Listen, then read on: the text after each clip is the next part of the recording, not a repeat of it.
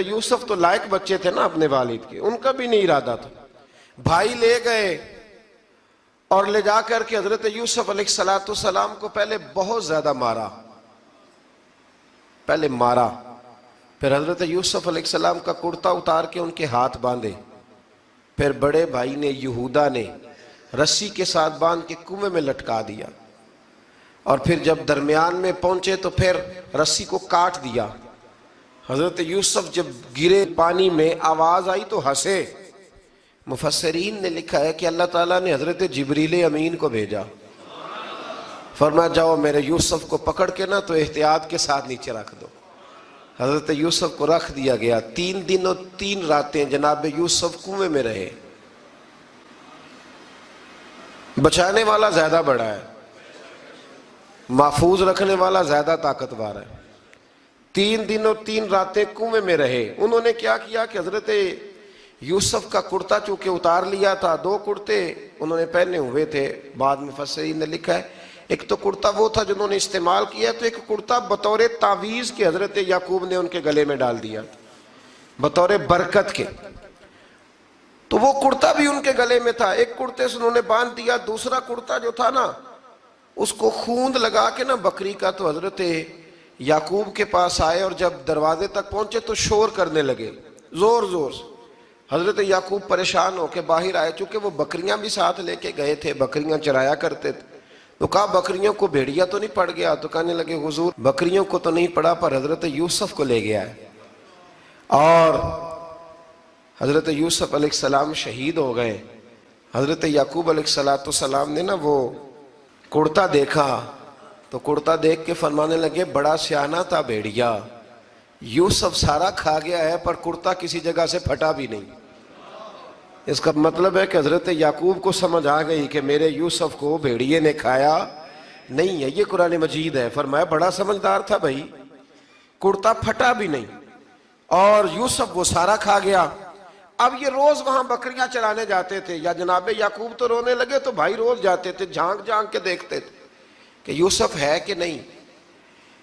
تیسرے دن ایک قافلہ وہاں سے گزرا جو مصر جا رہا تھا. انہوں نے پانی نکالنے کے لیے جب ڈول لٹکایا تو حضرت یوسف نے پکڑ لیا. اس شخص نے حضرت جناب یوسف علیہ السلام کو اوپر کھینچا. جب اب واپس اوپر زندہ نکل آئے تو بھائی پھر حیران ہو گئے. ابھی بھی شکر ادا نہیں کیا کہ 3 دن کے بعد دیکھو اللہ نے کتنا فضل فرمایا ہے. لیکن وہ پھر کہنے لگے قریب آ کے نا اس سے یہ ہمارا بھاگا ہوا غلام ہے، اگر تمہیں چاہیے تو لے لو، سستا بیچ دیں گے. حضرت یوسف کا قول بعد مفسرین نے لکھا ہے، آپ فرماتے ہیں کہ مجھے جب انہوں نے تھپڑ مارے تو اتنی تکلیف نہیں ہوئی، کنویں میں پھینکا تو اتنی تکلیف نہیں ہوئی. تکلیف تب ہوئی جب انہوں نے مجھے بھائی نہیں مانا اور کہنے لگے یہ ہمارا بھاگا ہوا غلام ہے. تو کہا کتنے کا بیچو گے؟ کہا تم 20 درہم دے دو اور لے لو. 20 درہم کا جناب یوسف کو بیچ دیا.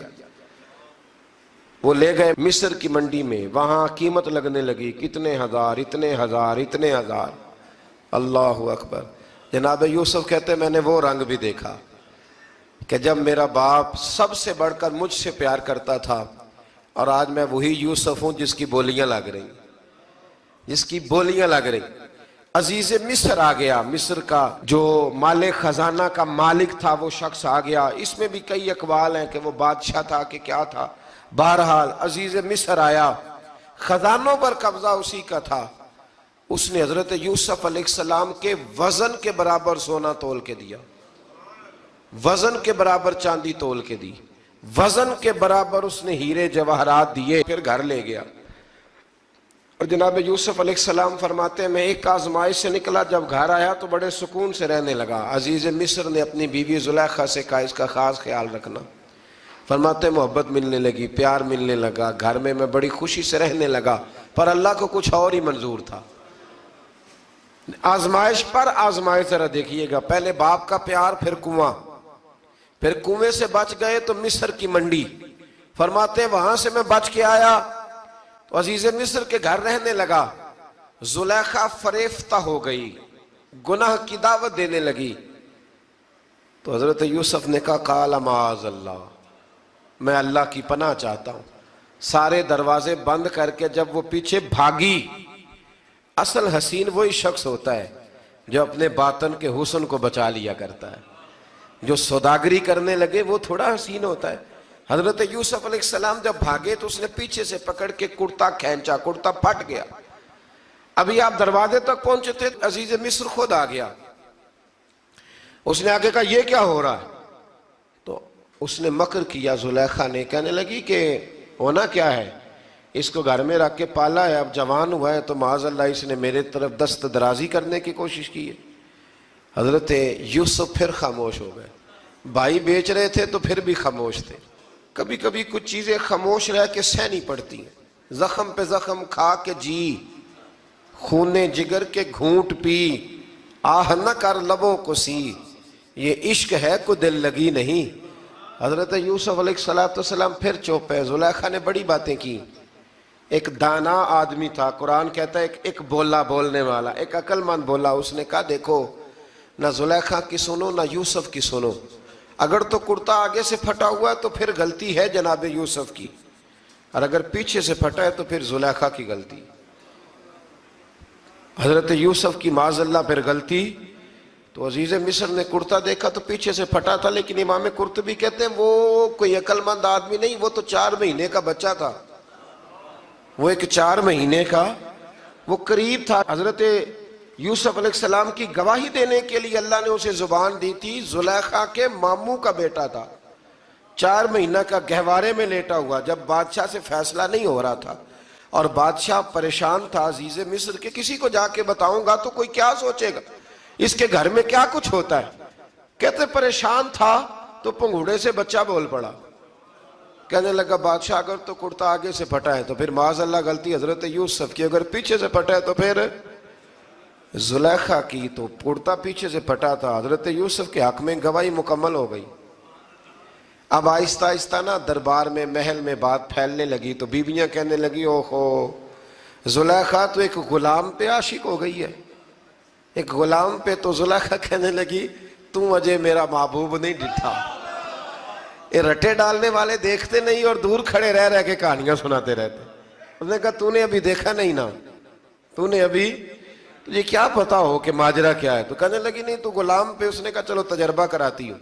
ساری عورتوں کو بٹھایا، ہاتھ میں ایک ایک سیب دیا، ایک ایک چھری دی، اور جب پوری تیاری ہو گئی پھل کاٹنے کی عورتوں کی تو جناب یوسف سے کہا ذرا جھلک تو دکھاؤ۔ تو حضرت یوسف نے جب جھلک دکھائی تو قرآن کہتا ہے سیب کاٹنے کی بجائے ہاتھ کاٹ لیے، اور کہنے لگی اوہو یہ کوئی بشر نہیں، یہ تو کوئی فرشتہ ہے، یہ کوئی فرشتہ ہے، یہ تو کوئی اللہ تبارک و تعالیٰ کی طرف سے آنے والا کوئی کرامت والا، عزت والا، شان والا فرشتہ ہے۔ حضرت زلیخا کہنے لگی سمجھ آئی ہے پھر تو مجھ پر شکوہ کرتی تھی۔ تو اب وہ بات بھی آہستہ آہستہ پھیلنے لگی کہ حضرت یوسف علیہ السلام کی غلطی نہیں، غلطی زلیخا کی۔ اب بادشاہ نے زلیخا سے کہا کہ اگر تو میں تیری بات کروں تو تیرے ساتھ میری بدنامی کا بھی ڈر ہے، کیا کریں؟ طے یہ پایا کہ حضرت یوسف کو جیل میں ڈال دیا جائے۔ پہلے بھائیوں کے تھپڑ، پھر کنواں، پھر مصر کی منڈی، پھر زلیخا کا الزام، اور پھر باری آ گئی جیل جانے کی۔ تو حضرت یوسف علیہ السلام کو جیل میں، کچھ نے لکھا ہے 12 سال جیل میں رہے، جیل میں ڈال دیا۔ حضرت یوسف علیہ السلام جیل میں کیا کرتے؟ واعظ فرماتے، تبلیغ فرماتے، لوگوں کو اللہ کی توحید کی دعوت دیتے۔ وہاں جیل میں نا ایک شخص نے خواب دیکھا، اس نے دیکھا کہ میرے سر پہ نا پرندے کھا رہے۔ تو حضرت یوسف کہنے لگے اس کی تعبیر یہ ہے کہ تجھے قتل کیا جائے گا، اور تیری لاش کچھ دیر پڑی رہے گی تو پرندے تیرے سر پہ آ کے بیٹھیں گے، یہ تعبیر ہے۔ ایسا ہی ہوا، واقعی وہ شخص قتل ہو گیا۔ ایک شخص نے دیکھا کہ وہ شراب کشید کر رہا ہے، اس نے بھی تعبیر پوچھی تو آپ نے فرمایا تو اپنے بادشاہ کو پلائے گا۔ محسوس ہوتا ہے کہ اتنی دیر تک شراب ناجائز نہیں تھی، تو اس کو شراب پلائے گا، یہ اس کی تعبیر ہے۔ وقت گزرتا گیا، وقت جو ہوتا ہے نا، وقت یہ خود بخود لوگوں کی بے گناہی ثابت کر دیتا ہے۔ ایک وقت میں نا پراپوگنڈا ہوتا ہے تو ہر آدمی پراپوگنڈے کا شکار ہوتا ہے، پھر جب وقت گزرتا جاتا ہے تو خود بخود وقت کا گزرنا کچھ چیزوں کا خود بخود حل بن جاتا ہے۔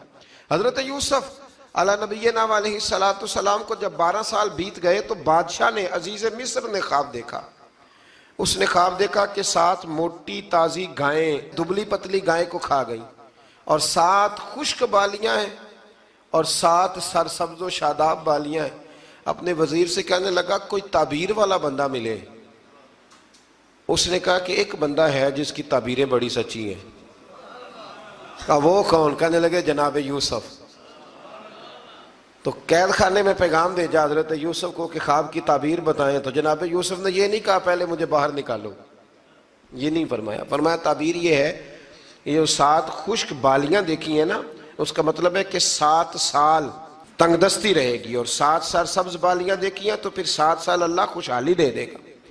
اور فرمایا یہ جو تم نے گائیں دیکھی ہیں موٹی تازی وہ کھا گئی، فرمایا اس کی تعبیر یہ ہے کہ کوشش کرنا کہ جو تمہارے پاس دن یہ چل رہے ہیں جن میں سرسبز و شاداب ہے کھیتیاں، تو 7 سالوں کے لیے اناج جمع کر لینا، بالیوں کے اندر ہی رہنے دینا، باہر نہ نکالنا، اور پھر اگلے جو خشک سال ہوں گے نا، وہ یہ جو جمع پونجی کی ہوگی نا، اس کی برکت سے وہ 7 سال آسانی سے۔ اس پر ہمارے مفسرین نے لکھا ہے، اس آیت پر صوفیاء اور بزرگ تو کہتے ہیں نا سارا اللہ کے راستے میں دے دو، یہ بھی بات اچھی ہے، لیکن اگر کوئی اپنے بچوں کے لیے آنے والے وقت کے لیے کوئی چیزیں سنبھال کے رکھے تو یہ بھی سورہ یوسف سے ثابت ہے، یہ بھی سورہ یوسف سے، تو یہ بھی کوئی ایسا فعل نہیں ہے جس پر کوئی شخص تنقید کر سکے۔ آمدام برسر مطلب حضرت یوسف نے جب تعبیر بتائی تو بادشاہ کہنے لگا کہ انہیں باہر نکالو۔ آپ فرمانے لگے میں نہیں نکلتا بھائی، نہیں نکلتا میں جیل سے، یہی ٹھیک ہوں میں۔ آپ کیوں نہیں نکلتے؟ کہنے لگے پہلے اعلان کر کے لوگوں کو بتا کہ میں بے قصور ہوں۔ وہ جو تو نے پراپوگنڈا کیا نا اپنے منہ سے اعلان کر۔ اس نے جناب زلیخا کو بلایا، ان عورتوں کو بلایا، وہ عورتیں ساری سامنے آئیں، انہوں نے گواہی دی کہ یوسف تو بے گناہ ہے۔ پر سال کتنے لگ گئے؟ اللہ اکبر، 12 سال لگ گئے۔ یقین کریں کچھ لوگوں کو یہ ثابت کرنے میں نا کہ میں ٹھیک ہوں زندگی بیت جاتی ہے، اور میں تمہارا خیر کا ہوں زندگی بیت جاتی ہے۔ لوگوں کو ہوش تب آتی ہے جب مزار پر چادر ڈالنے کا ٹائم آ جاتا ہے، ہوش تب آتی ہے، لیکن پھر ہوش کا کوئی فائدہ۔ 12 سال کے بعد بادشاہ نے ان کو بلایا اور کہنے لگا کہ یہ جو خواب میں نے آپ کو سنایا اب کرنا کیا ہے؟ تو حضرت یوسف کہنے لگے تم سے کچھ بھی نہیں ہوگا، اگر کچھ کرنا ہے تو پھر یہ خزانے کی ذمہ داری میری لگاؤ۔ اگر کوئی قابل آدمی ہو تو وہ آگے بڑھ کے بات کر سکتا ہے، یہاں ہر بندہ ہی آگے بڑھ کے کہتا ہے مجھے دے دو ڈیوٹی، لیکن قابل ہو تو وہ آگے بڑھ کے بات کرے اور سمجھے کہ میرے علاوہ کسی کے لیے مشکل ہے تو پھر وہ آگے بڑھے۔ حضرت یوسف نے جب کہا تو انہوں نے آپ کو وزیر خزانہ بنا دیا، پھر ایک وقت آیا کہ وہ عزیز مصر ہی بن گئے۔ قحط پڑ گیا، جب مصر میں قحط پڑا تو دائیں بائیں بھی قحط پڑا، کنعان کے آپ رہنے والے تھے وہاں بھی قحط پڑا۔ حضرت یعقوب بیٹے کی یاد میں رو رو کے تو آنکھوں کی بینائی چلی گئی۔ اور یارو باپ بھی بڑا ہی پیار کرتا ہے، بڑا ہی پیار کرتا ہے، بڑا ہی، پتہ ہے باقی تمہیں تحفے دیتے ہیں، باقی تم سے محبت کرتے ہیں، تو باپ تو بیٹے کو اپنی جوانی دے دیتا ہے، اپنی جوانی اپنے بیٹے کے نام کر دیتا ہے۔ باپ بھی بڑا ہی پیار کرتا ہے سنگیو، کوئی نہیں تول سکتا۔ بچے ایسے گھوم رہے ہوتے ہیں نا ابا جی کے سامنے تو ان کا اٹھنا بیٹھنا چلنا ہی بڑا پیارا لگتا ہے، کا آنا جانا ہی بڑا پیارا لگتا ہے۔ باپ کا تو قد روز اونچا ہوتا ہے کہ اللہ نے مجھے لال عطا فرمائے۔ حضرت یعقوب کی آنکھوں کی بینائی چلی گئی رو رو کے۔ بھائی حضرت یوسف کے جب قحط پڑا تو انہیں پتا چلا کہ ایک واحد شہر مصر ہے جہاں گندم سٹاک ہے، جو کہ حضرت یوسف کو پتا تھا، خواب بادشاہ دیکھ چکا تھا، تو آپ نے مال 7 سالوں کے لیے جمع کر لیا۔ اب بھائی آئے، اللہ اکبر، دشمن سامنے نظر آئے، مخالف حاسد، تو پھر انسان ٹھہرا رہے اور انسان کمزور نہ ہو، طاقتور ہو، اتنا طاقتور ہو کہ حکمران ہی بن گیا ہو۔ ذرا نبیوں کے حوصلے بھی دیکھنا، पैगंबरों के हौसले भी देखना। भाई आए, कहा गंदम चाहिए, तो जनाब यूसुफ ने ओहो भाइयां जिहा साख नहीं कोई जिह खार ना होवे। हाँ, और मियाँ साहब फरमाया करते थे भाई भाइयां दियां बावां होंदे ते भाई भाइयां दे वैरी। भाई जैसे ही दाखिल हुए तो जनाब यूसुफ की आंखें बाहर आई, रो पड़े, ओ मेरे भाई आ गया, रो पड़े। वजीर मशीर दाएं बाएं देखते हैं कि हजरत यूसुफ को क्या हुआ, रो पड़े और भर भर के गंदम दी, उसको इशारे करते चल थोड़ी और डाल दे, चल थोड़ी और डाल दे। जब भाइयों को दे चुके तो फिर फरमाने लगे कि शायद इससे गुजारा ना हो, जरूरत पड़ी तो दोबारा भी आ जाना। अपनी कौम को तरस दे रहे थोड़ा थोड़ा खाओ, उन भाइयों को कहते हैं जरूरत पड़ी ना आ जाना दोबारा। और कहने लगे तुम्हारा एक और भाई भी है, कहा हाँ है, बिन्यामीन नाम है। फरमाया हो सके तो उसे भी ले आना। भाई पैसे लेके आए थे गंदम लेने के लिए, और जब वापस जाने लगे तो हजरत यूसुफ ने उनकी रकम दोबारा रख दी, वो दोबारा उनकी बोरियों में रख दी। घर जाके उन्होंने खोली तो गंदम भी थी और पैसे भी थे। अब भाइयों से पैसे थोड़ी वसूल करने, जाके अपने वालिद से कहने लगे अब्बा बादशाह बड़े देखे हैं पर उसमें कोई खुशबू देखी। तो उसने कहा है कि अपने दूसरे भाई को भी लेके आना, तो बिन्यामीन को ले जाएं। हजरत याकूब फरमाने लगे पहले भी तुम पे भरोसा कर चुका हूं, बार बार नहीं करूंगा, यूसुफ गवा चुका हूं। पोते बोल पड़े, कहने लगे दादाजी आप तो हर वक्त यूसुफ यूसुफ ही करते रहते। उन्होंने जिद की, इसरार किया, तो जनाब बिन्यामीन को साथ वादा लेके, अहद लेके, कसम लेके भेज दिया हजरत याकूब ने। जनाब बिन्यामीन भी पहुंचे मिस्र में। ये दोनों एक माँ से थे, सगे दोनों थे। हजरत यूसुफ ने जनाब बिन्यामीन को देखा तो अपने साथ बिठा लिया और जरा बातें बातें करके ना, इधर बैठ जाओ, इधर बैठ जाओ, अच्छा नहीं है जगह, आप इधर आ जाओ, मेरे साथ बैठ जाओ। भाई था ना सगा, अच्छा चलो ठीक है आप इधर आ जाओ। भाई को साथ बिठा लिया। अभी जब चीजें देने लगे तो कान में कहने लगे, वो परेशान थे ना हजरत बिन्यामीन की, ये बंदा क्या कर रहा है, तो कान में कहने लगे मैं भाई हूं तेरा, मैं यूसुफ हूं। तो इस तरह का यार थोड़े दिन मेरे पास रह नहीं जाता, तो हजरत बिन्यामीन कहने लगे रह जाता हूं। रह गए जनाब बिन्यामीन।